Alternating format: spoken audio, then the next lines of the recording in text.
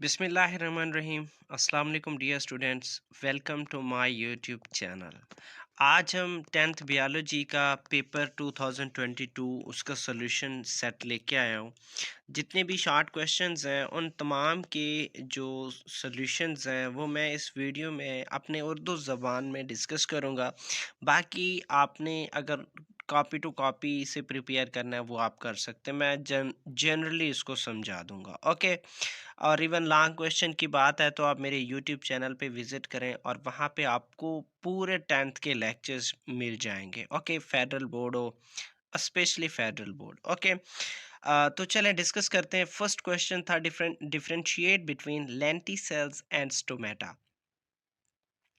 देखो, lenticels ये lens shape होती हैं और ऐसी पोर्स जो बार्क वगैरह में, ट्रीज की ट्रंक वगैरह में मौजूद होती हैं। लेकिन स्टोमेटा ऐसी पोज हैं जो उनकी एपिडर्मिस और स्टेम्स वगैरह में मौजूद है, स्पेशली एपिडर्मिस और लीव्स में मौजूद होती हैं। Lenticels are located in peridermis, stomata epidermis में मौजूद होती हैं। Lenticels are present both day and night, मतलब ये कि ये ओपन होती हैं डे के टाइम भी और नाइट के टाइम भी। और जो स्टोमेटा है वो डे के टाइम ओनली एक्टिव होती हैं, यहाँ प्रेजेंट नहीं है। Lenticels are active both during day and night. ठीक है। और स्टोमेटा क्या है कि ये क्या है कि ये ओनली डे के टाइम एक्टिव होता है। नेक्स्ट क्वेश्चन है कि आपको ये कार्टिलेज दिया गया है। अब बताओ कि इस कार्टिलेज का नाम क्या है। एक्चुअली ये हाइलिन कार्टिलेज है। क्वेश्चन नंबर पार्ट ए में कि identify the type of cartilage A at the given joint. ये कार्टिलेज का नाम आर्टिकुलर कार्टिलेज है या फिर आप इसे हाइलिन कार्टिलेज भी कह सकते हैं। Describe it's characteristics. अब इसके एक्चुअली देखो, ये जो आर्टिकुलर कार्टिलेज है ये साइनोवियल जॉइंट पे मौजूद है, मतलब दो जॉइंट्स के दरमियान में फ्लूइड है, उस फ्लूइड को साइनोवियल फ्लूइड कहते हैं। तो इसकी जॉइंट को हम साइनोवियल जॉइंट कहते हैं। अब इसके दो फंक्शंस हैं। एक तो ये फ्रिक्शन को काम कर रहा है, दूसरा ये शॉक ऑब्जर्वर के तौर पर काम कर रहा है। ओके। नेक्स्ट क्या है, थर्ड क्वेश्चन है how pressure filtration occurs in nephron. देखो, सिंपल सी बात है, आपको पता है कि जो ग्लोमेरुलस है वो बहुत सारी आर्टरीज पर मुश्तमिल होता है। अब ब्लड उन छोटी छोटी आर्टरीज में जब गुजरता है तो वहाँ पे ब्लड का प्रेशर बढ़ जाता है। अब इस प्रेशर की बदौलत पे वाटर, साल्ट्स, ग्लूकोज और यूरिया ग्लोमेरुलस की कैपिलरीज से निकल के नेफ्रॉन में चली जाती हैं, मतलब रीनल टिब्यूल में चली जाती हैं।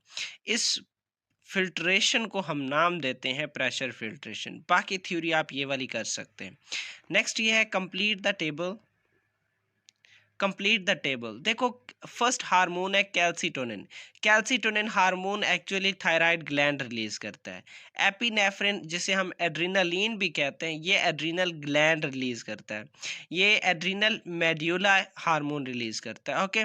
नेक्स्ट कौन सा है, इंसुलिन। इंसुलिन कौन सा ग्लैंड रिलीज करता है, पेंक्रियाज रिलीज करता है। फर्दर मैं बात करूँ तो beta cells of pancreas insulin release करते हैं। नेक्स्ट क्वेश्चन है कि इस डायग्राम में बताओ कि भाई label part A and B कौन से हैं। जो ए है वो कोराइड है, सेकंड लेयर आपको दिख रहा है, और जो बी है वो प्यूपल है। ओके। अब सी जो लेयर है वो इनर मोस्ट है, जो कि आप डायग्राम में भी देख सकते हैं, दैट इज रेटिना। अब रेटिना का क्या काम है, retina captures the light that enters your eye and help to translate into the images you see. मतलब ये कि उसको लाइट को कैप्चर करके इमेज में कन्वर्ट करता है, जो कि आपके ऑप्टिक नर्व के ज़रिए आपके ब्रेन तक जाती हैं और अब ब्रेन आप उसको सेंस करता है। नेक्स्ट है फीमेल गेमेटोफाइट। देखो, आप लोगों ने अपने टेंथ की बुक में पढ़ा था, ठीक है, जो ओव्यूल है उसके सेल्स को मेगास्पोर मदर सेल्स कहते हैं। मेगास्पोर मदर सेल्स मियोसिस के ज़रिए मेगास्पोर्स प्रोड्यूस करती है। अब वो जो मेगास्पोर्स मदर सेल्स हैं, चार मियोसिस के जरिए आपको पता है चार सेल्स प्रोड्यूस होते हैं। चार में से एक सरवाइव करता है, तीन मर जाते हैं। अब वो एक सेल थ्री टाइम मियोसिस में जाकर माइटोसिस पे जाकर थ्री टाइम, मतलब माइटोसिस से डिवाइड होता है और एट सेल बनाता है। उस एट सेल स्ट्रक्चर को हम किसका नाम देते हैं, एम्ब्रियो सैक का नाम देते हैं या फीमेल गेमेटोफाइट का नाम देते हैं। ओके। नेक्स्ट है what is mean by ecological pyramids. Ecological pyramid का क्या मतलब है, explain by making a pyramid of number. Sorry, मैं pyramid ऑफ नंबर तो यहाँ बनाना भूल गया, तो चले कोई मसला नहीं, मैं आपको साथ में शेप दे दूंगा। Actually graphical representation of number of individuals, amount of biomass and amount of energy is called ecological pyramid. मतलब ये कि अमाउंट ऑफ बायोमास है, अमाउंट ऑफ एनर्जी है, और नंबर ऑफ इंडिविजुअल्स है। अगर इनको पिरामिड की शेप में आप अरेंज करें तो इस चीज़ को हम पिरामिड ऑफ इकोलॉजिकल पिरामिड कहते हैं। अब पिरामिड ऑफ नंबर का क्या मतलब है कि सिर्फ number of individuals per unit area. ठीक है, आप यूं भी लिख सकते हैं, the graphical representation of number of individuals per unit area is called pyramid of number. अब देखो, एक चीज़ है कि each trophic level has fewer organism than proceeding level because of energy loss along a food chain.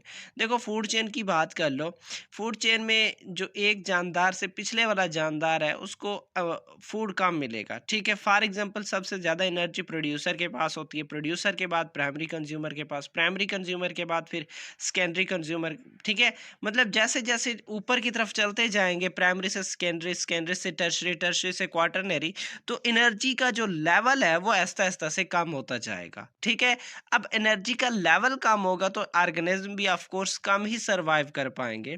तो इसी वजह से कि माइस की तादाद ज़्यादा होती है बनिस्बत किसके, स्नेक के, इन एन इकोसिस्टम। नेक्स्ट है इन द नेक्स्ट क्वेश्चन है, इन द गिवन डायग्राम, आपको डायग्राम दिया गया है। अब इसमें बताओ आइडेंटिफाई द प्रोसेस गिवन। पहली बात तो ये कि बाय बाइनरी फिशन इन बैक्टीरिया, चैप्टर 14 आपका फर्स्ट पेज पे जो बाइनरी फिशन ठहरा हुआ है उसमें से ये डायग्राम दिया हुआ है। देख लो यार, मुझे एक एक चीज़ याद है आपके किस बुक के कौन से पेज पे कौन सा टॉपिक मौजूद है। तो भाई तैयारी ऐसे करो ना कि मज़ा आ जाए कसम से। मेरे स्टूडेंट्स कहते हैं कि सर जी आप फिर भी खुश नहीं होते, हमारे इतने मार्क्स अच्छे अच्छे आ जाते हैं।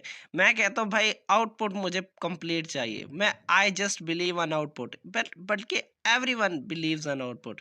तो देख लो यार, तैयारी ऐसे होती है, आपको पता होना चाहिए कौन सा क्वेश्चन किस जगह पे किस कोने में मौजूद है। ओके, तो नेक्स्ट कौन सा है कि describe the stage B and C. ठीक है, बी और सी स्टेज कौन से हैं? देखो जो बी है उसमें देखो उसका जेनेटिक मटेरियल डबल हुआ है।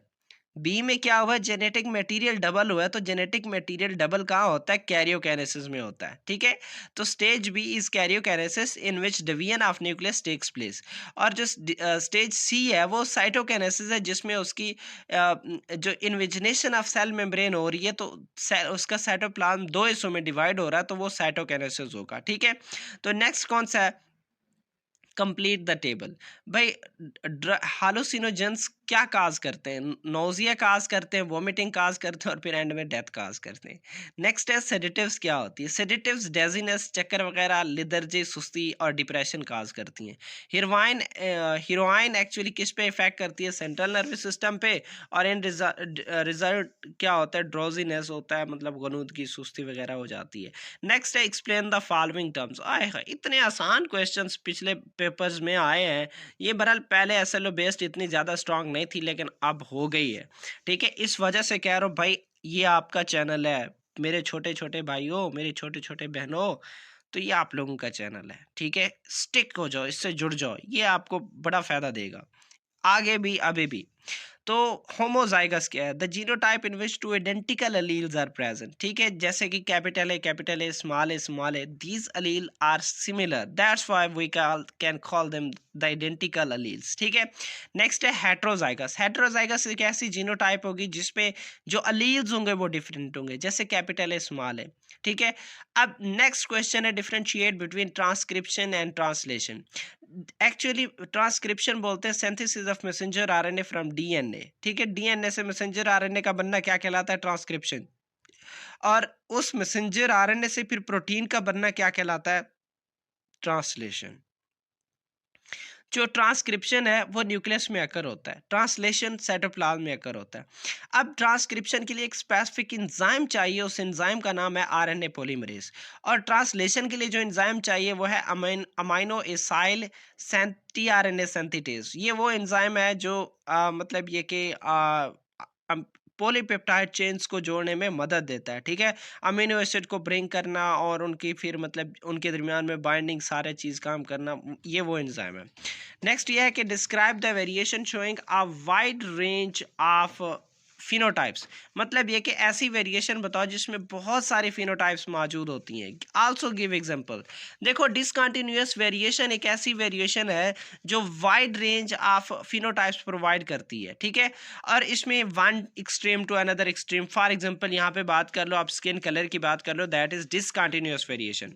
अब इसमें 6 डिफरेंट फिनोटाइप्स होती हैं, जैसे पेल वाइट है, बीइंग है, बीन है, बीइंग, ठीक है, लाइट ब्राउन है, मॉडरेट है, डार्क ब्राउन है, ब्लैक है। तो ये 6 डिफरेंट फिनोटाइप्स हैं। अब ये वन एक्सट्रीम से अनदर एक्सट्रीम, एक वाइट है दूसरा ब्लैक है, इनके दरमियान में ऐसा समझो कि कंप्लीटली जा रही है। तो ऐसे किस्म की वेरिएशन को हम किसका नाम देते हैं?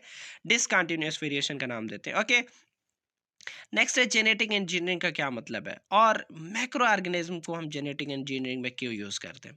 देखो जेनेटिक इंजीनियरिंग क्या है? Artificial synthesis modification, removal, addition, repair of genetic material. देखो आपका जो जेनेटिक मटेरियल है भाई, उसे आर्टिफिशियली सिंथेसाइज कर सकते हो, उसे मॉडिफाई, उसे चेंज कर सकते हो, उसको रिमूव कर सकते हो, उसको ऐड कर सकते हो। तो ये सारी की सारी चीज़ें किसमें हो रही होती हैं? जेनेटिक इंजीनियरिंग में। अब बैक्टीरिया का क्या रोल है भाई? जेनेटिक इंजीनियरिंग में बैक्टीरिया हमारा एज अ वेक्टर के तौर पर इस्तेमाल कर सकते हैं, ठीक है। हम वेक्टर मतलब ये कि जैसे हमने बैक्टीरिया फेज वायरस की बात की थी कि उसको हम ले लेंगे या प्लाज्मिड को ले लेंगे, तो अब एक्चुअली बैक्टीरिया का लाइफ साइकिल जल्दी होता है, तो इस वजह से हमें इंसुलिन की प्रोडक्शन भी जल्दी होती है, आप लोगों ने पढ़ा था। तो जेनेटिक मैनिपुलेशन और मेडिकल रिसर्च में हम बैक्टीरिया को इस्तेमाल करते हैं। हमारे इकोसिस्टम में इनको मतलब ये कि बैक्टीरिया डीकम्पोजर के तौर पर इस्तेमाल होते हैं। समुद्रों में आयल बिछ जाती है, तो उस आयल को ख़त्म करने के लिए आयल स्पिल क्लीनअप में बैक्टीरिया को इस्तेमाल करते हैं। अब इंडस्ट्री में आपको पता है ये फर्मेंटेशन में इस्तेमाल होती हैं, योगर्ट वगैरह बनाने में इस्तेमाल होती है। There are lot of functions of macro organism in biotechnology. Okay, तो नेक्स्ट है which sort of relationship is present in a food chain. Food chain में किस किस्म का रिलेशनशिप प्रेजेंट होता है? सिंपल फूड चेन ड्रा भी करें। देखो फूड चेन क्या होता है? Series of eating and being eaten of an organism. एक ऑर्गेनिज्म है वो दूसरे को खाता है, दूसरा फिर वही जो दूसरे वाला है वो खुद किसी दूसरे का फूड बन जाता है, ठीक है। मतलब ये कि एक ऑर्गेनिज्म किसी दूसरे को खा रहा है, फिर वही पहले वाला जो ऑर्गेनिज्म जिसने खाया था वो फिर किसी और की फूड बन जाता है, ठीक है। अब फॉर एग्जांपल इसमें देखो ग्रास हापर ग्रास को खा रही है, इन रिटर्न वही ग्रास हापर किसी स्पैरो वगैरह की क्या बन रही है? फूड बन रही है, ठीक है। अब अगर स्पैरो ने अगर ग्रास हापर को खाया तो फिर स्पैरो किसी और की फूड बन जाती है, जैसे कि हॉक। अब नेक्स्ट और लास्ट क्वेश्चन है कि what are the movable joints. Movable joints कौन सी होती हैं? Write their types with examples. उनकी टाइप्स लिखनी है विद एग्जांपल।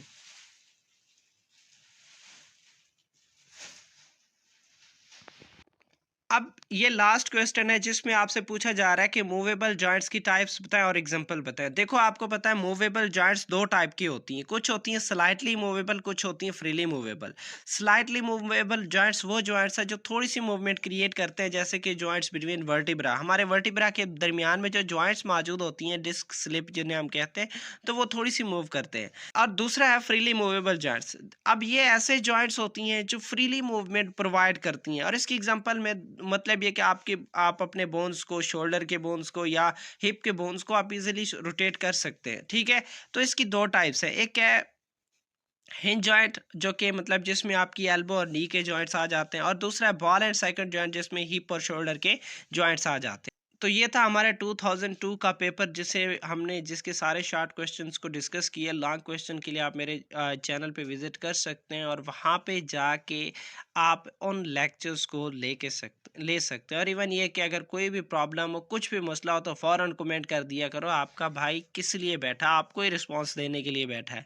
तो इंशाल्लाह चैनल को सब्सक्राइब लाजमी कर दो यार। पहले मैंने नहीं बोला, आप बोल रहा हूँ, ठीक है, वरना अपना अपना फड्डा हो जाएगा। सही कह रहा हूँ। ओके, तो इंशाल्लाह मिलते हैं नेक्स्ट वीडियो में, तब तक इजाज़त चाहता हूँ। ओके, अल्लाह